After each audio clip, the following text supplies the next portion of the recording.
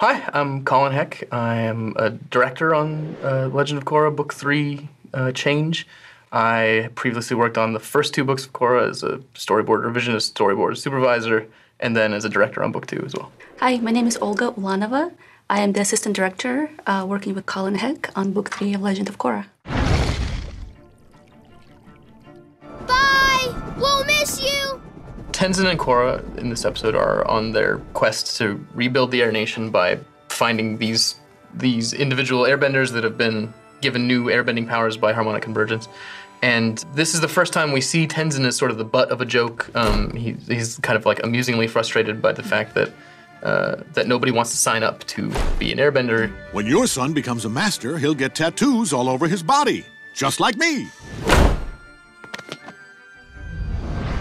The airbender that they find is named Ryu, and he is very specifically designed to look like our supervising producer, Ki-hyun Ryu. Hi, I'm Korra.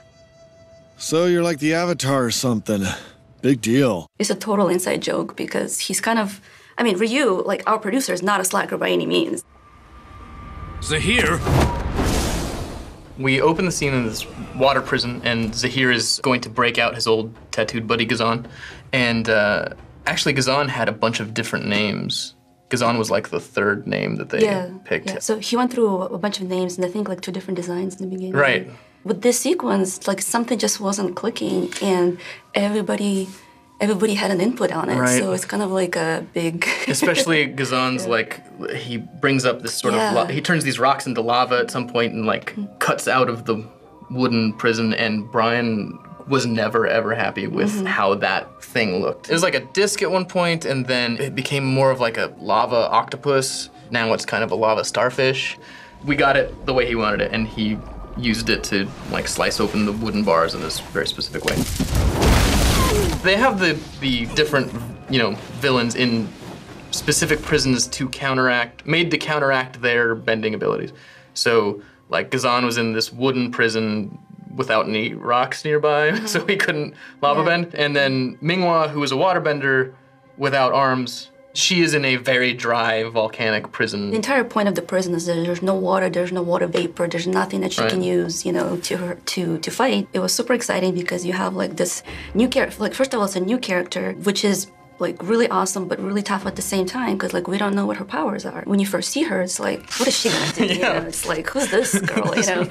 And then as soon as she gets her weapons, basically she gets weaponized. It was really like fun but challenging, like trying to figure out like what would that look like. It has to look like she's actually doing martial arts without arms. We will still do martial arts reference for these armless moves. The martial artist would do the move and you just go like, all right, imagine that arm is made of water instead of a real arm. Yeah, but it still helps because like it continues the motion of the arm, so it's easier for that. And like seeing how her hips and feet move and stuff like that helps a lot.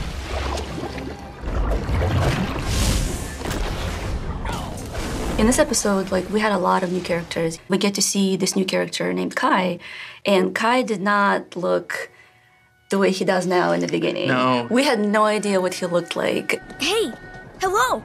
If you're looking for airbenders, you just found one. I want to join you guys. When we work on episodes, it's all black and white. Like when we get a rough design, it's black and white, like with maybe some tones, put on top. Right. But because we never draw hair color on anybody, I always think of the character's hair color as white. So whenever I see the color, they're always way younger than I pictured them in my mind. When we were doing the storyboards for this episode, like we were working with pretty much rough versions of all the designs. Like I don't think anything was finalized. Ghazan did not look anything like what he does now. Yeah, the tattoos were a lot different. Yeah, we didn't know what they were wearing, like some mysterious outfits. Their facial hair changed all the time. Zahir's face was never, didn't get finalized for until 3 episodes later. I think only Minghua looks more or less the way she did in the first stage. How could you let this happen? They caught us by surprise. And Zahir is an airbender now. No, this can't be. We get to see Lord Zuko for the first time since the first series, since the Avatar: The Last Airbender. And he's really old. And he still has looks good though. He looks pretty good for, I don't know, 88 or something. The Avatar must be protected.